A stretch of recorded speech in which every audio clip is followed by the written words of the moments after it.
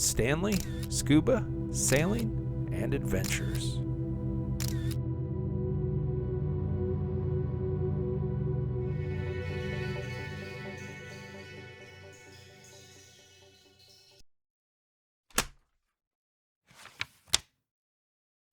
Scuba diving, the Turks and Caicos dive site, Spanish Anchor.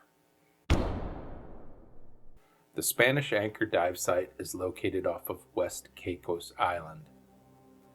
The dive site may be referred to as the Anchor or sometimes called Whiteface. It's located along the southern end of the West Caicos Wall.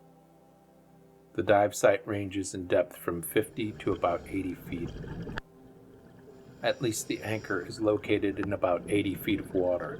The bottom of the wall is much deeper. Here I'm right behind Captain Josh.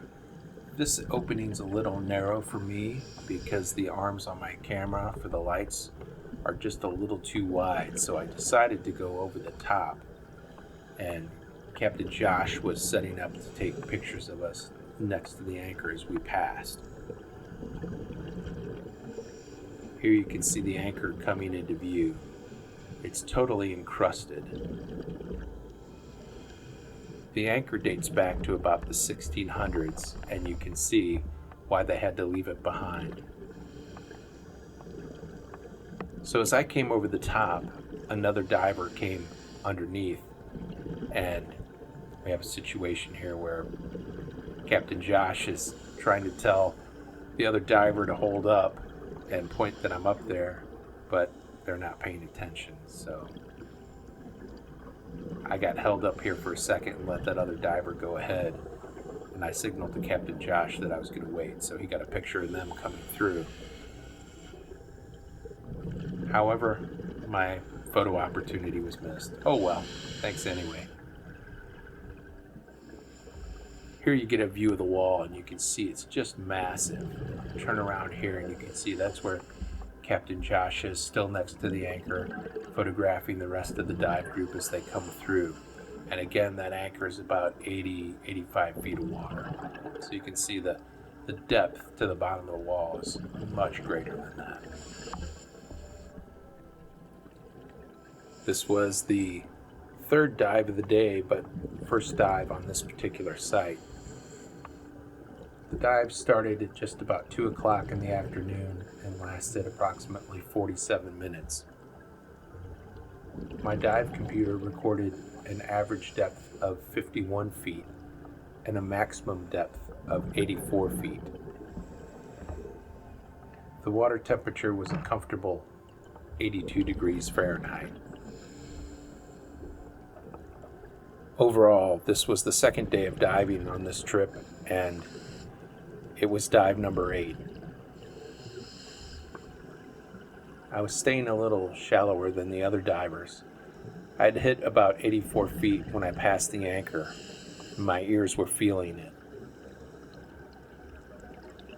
As I mentioned in an earlier video, I had gotten over a cold just a couple weeks prior to the trip, and the second day into diving, I was really starting to feel the congestion coming back. As a diver, I always travel with Sudafed and a little bit of ear beer. Ear beer is a mixture of half rubbing alcohol and half white distilled vinegar. Using the ear beer after every couple dives helps to kill the bacteria that's in your ear, and also the alcohol really helps to dry your ears out quickly. I've found it to be very helpful when I'm having any kind of congestion challenges. I found this red lionfish along the wall. You can see one of the challenges when you're a little higher than everybody else is that bubble wash you can get into. I've really been pleasantly surprised with all of the diving here in the Turks and Caicos. Look at these walls. It's just spectacular. It really exceeded my expectations. I'd been diving in the Turks and Caicos just on 2 dives, and that was out of Providenciales a couple years back. I was there for a long weekend, but I brought my dive gear and was able to get in a couple dives on the day boat. But this diving at West Caicos far exceeds that. Here we have a Caribbean lobster on the wall. To be specific, this is a Caribbean spiny lobster. They can reach up to 2 feet in length and are found in depths from 3 to 200 feet.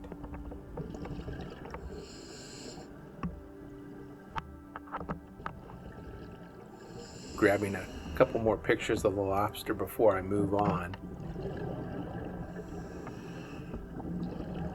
Most recently, I'm trying to coordinate my Facebook page, Instagram, and YouTube channel. And what I mean by that is I'm trying to coordinate posting the pictures the week before leading up to the YouTube video, and trying to post some pictures above the water of these dive sites and then obviously below the water.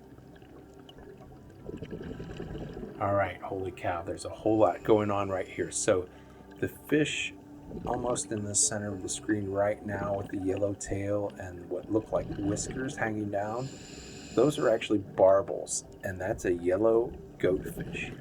I've mistaken those in the past for yellowtail snapper, but the barbels are the dead giveaway. Now this other fish up there with the yellow tail that was a little bit higher than all of the others, a little bit bigger, that is either a schoolmaster or a dog snapper. So there was a whole lot going on there real quick. And also, just for good measure, I think we had some gray snapper mixed in there. So yeah, there's a whole bunch going on here in the reef, and I probably should have taken a little bit more time with that school of fish so I could try and call them all out. But nevertheless, there it is. And here we have a barracuda. To be specific, that's a great barracuda, and they range in size from 1.5 to 3 feet, reaching a maximum of 6 feet, and they're usually found in depths from 0 to 60 feet of water. I can honestly say I've never seen a 6-foot barracuda. Here's a reef shark. First one I've seen on this dive. We're fairly close to the morning dive sites as well, where if you watch those videos, we just had such an abundance of shark activity.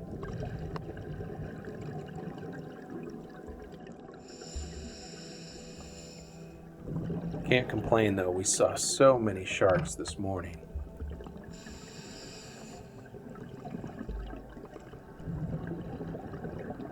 And here we have another, much smaller reef shark just cruising along. You can see at this point I've already started to ascend a little bit, working my way back to the boat, so I'm a little bit higher than the shark. And here we have a bunch of those jacks that tend to school around the bottom of the boat.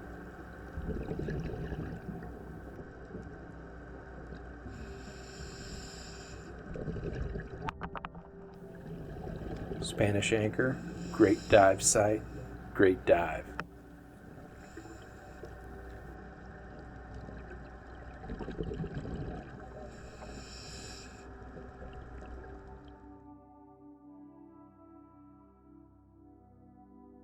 Thanks for watching. Please don't forget to subscribe, like, and comment.